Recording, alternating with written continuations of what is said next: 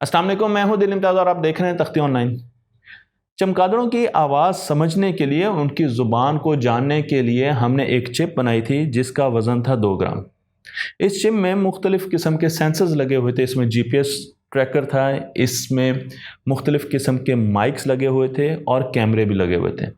हमारा मकसद ये है कि हमने चमगादड़ को ना सिर्फ ट्रैक करना है बल्कि ये भी देखना है कि वो किस वक्त किस किस्म की आवाज़ निकालती है। नेशनल ज्योग्राफिक ने इस एक्सपेरिमेंट पर पूरी एक अदद डॉक्यूमेंट्री बनाई और प्रोफेसर यूसी लेशम जो कि तेल अवीव यूनिवर्सिटी से ही ताल्लुक़ रखते हैं, उनको इस डॉक्यूमेंट्री में दिखाया गया। इस डॉक्यूमेंट्री में बैट्स पर यह चिप इंस्टॉल की गई और उन बैट्स को गल्फ ऑफ कैलिफोर्निया के एक जजीरे पर छोड़ दिया गया और देखा गया कि वो किस तरीके से काम करते हैं। जो पहला डाटा यहाँ से हमें मौसूल हुआ वो ये था कि एक बैट 20 किलोमीटर तक उड़ सकती है। नॉर्मली बैट्स 8 किलोमीटर तक बगैर उतरे हुए, नीचे उतरे हुए लगातार उड़ सकती हैं। जब हमने इस चिप को वापसी पर उतारा और डाटा को एनालाइज किया तो हमें पता चला कि बैट 20 किलोमीटर तक हवा में उड़ती रही। बहुत से मुख्तलिफ बैट्स पर ये चिप्स लगाई गई थी और उनका आपस में कोई ताल्लुक नहीं था, लेकिन यहाँ पर आप देख सकते हैं कि किस तरीके से वो बैट्स मुख्तलिफ रूट लेते हुए चलती गई और फिर एक जगह पर एक बैट को खाने की चीज़ मिली और जैसे उसे वो खाने की चीज़ मिली और उसने उसका शिकार किया तो जितनी भी बाकी बैट्स थे उनको भी अंदाज़ा हो गया और वो फ़ौरन उसी तरफ आना शुरू हो गए और जॉक बैट्स उस जगह पर मौजूद थे जहां पर इस चमगादड़ को खाने की चीज़ मिली, यानी फूड अवेलेबल था। मैं आपको यहाँ पर ये डाटा भी दिखा रहा हूँ तो आप इस डाटा में छोटी छोटी पल्सेस देख रहे हैं। ऊपर वाले पहले डाटा सेट में जो लाल रंग की पल्स है ये वो बैट है जो कि आवाज़ फेंक रही है और वो आवाज़ लगकर वापस आ रही है, उसके इकोज वापस आ रहे हैं और आपको इसके साथ और भी छोटी छोटी पल्सेस नज़र आ रही हैं। ये बाकी बैट्स जो कि इसी तरीके से शिकार करने की कोशिश करें, ये उनकी आवाज़ें हैं। क्योंकि बैट के ऊपर माइक लगे हुए थे इसलिए हमें ये सारा डाटा मिलता जा रहा था।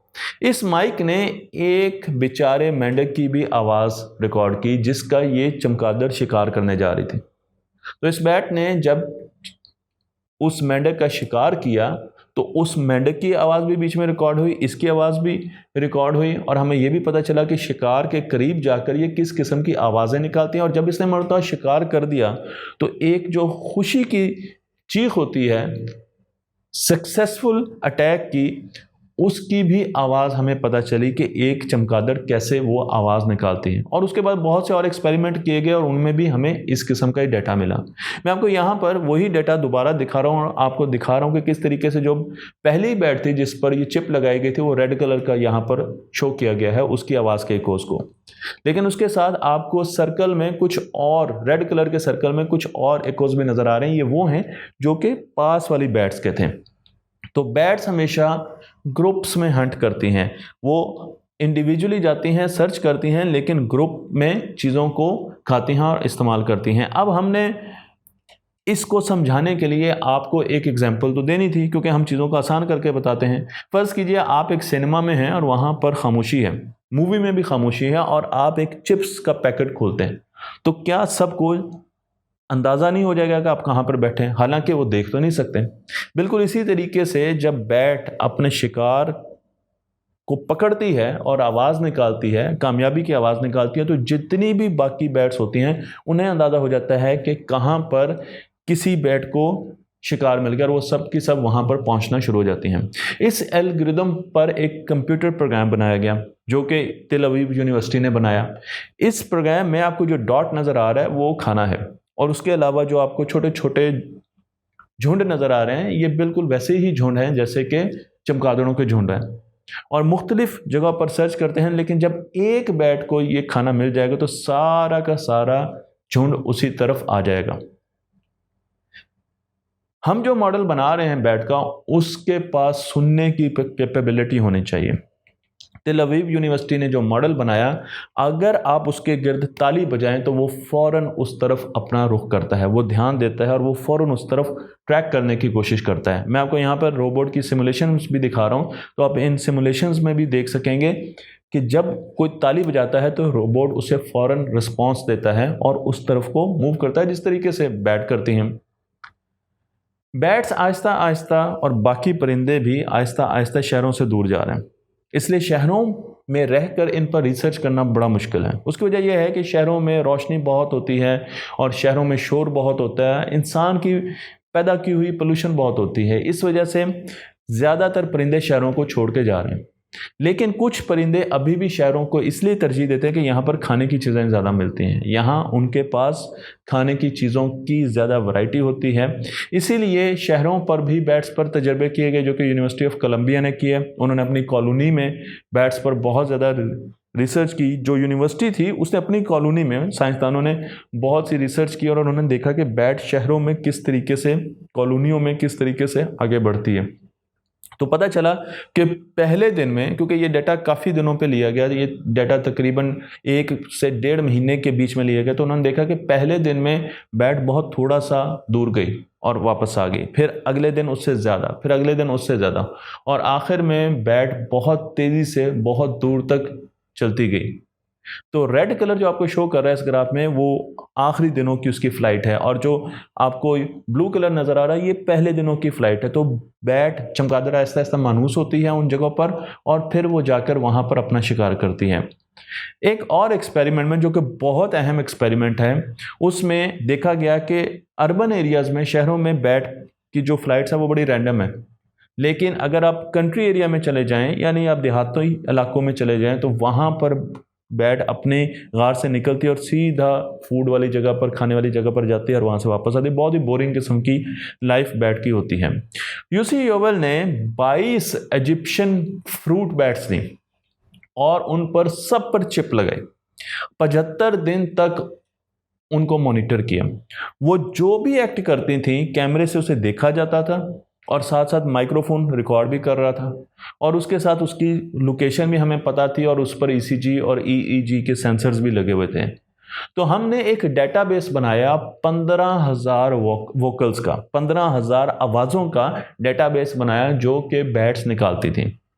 अब इस डेटाबेस को हमें, यानी इंसानों ने, एनालाइज करना था कि किस सिचुएशन में चमगादड़ किस किस्म की आवाज़ें निकालती हैं, ताकि हम उन आवाज़ों को पहचान सकें। लेकिन बैट क्योंकि बहुत ज़्यादा फ्रीक्वेंसी में बात करती है, तो इंसानों के लिए उस डेटा को प्रोसेस करना मुश्किल था।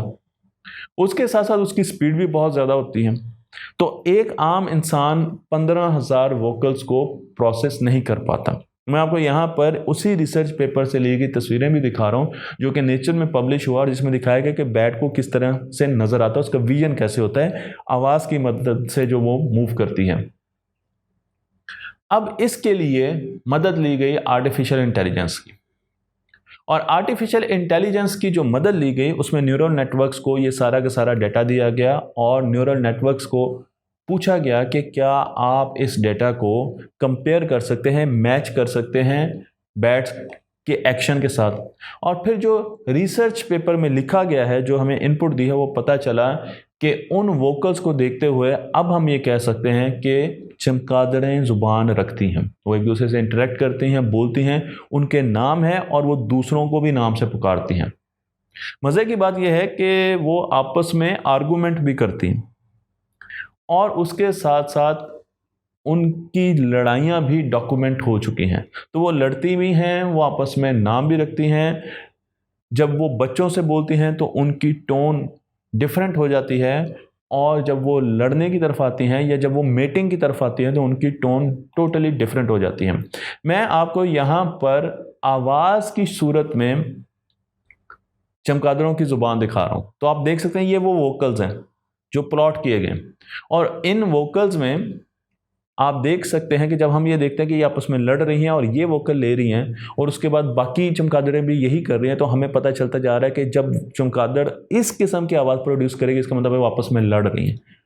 जब इस किस्म की आवाज़ प्रोड्यूस करेंगे तो इसका मतलब वो मेट कर रही हैं आपस में। जब इस किस्म की बात करेंगे तो एक दूसरे को नाम से पुकारने की कोशिश कर रही हैं, दोस्तियाँ कर रही हैं। जब इस किस्म के वोकल्स होंगे, उनकी शक्ल ये होगी, तो वो आपस में आर्गूमेंट कर रही हैं। तो हम काफ़ी ज़्यादा इन चीज़ों के बारे में जानना शुरू हो गया और हमें ये तो पता चल गया कि उनकी ना सिर्फ लैंग्वेज होती है, उनके नाम होते हैं और वो नाम से एक दूसरे को मुखातिब भी करते हैं।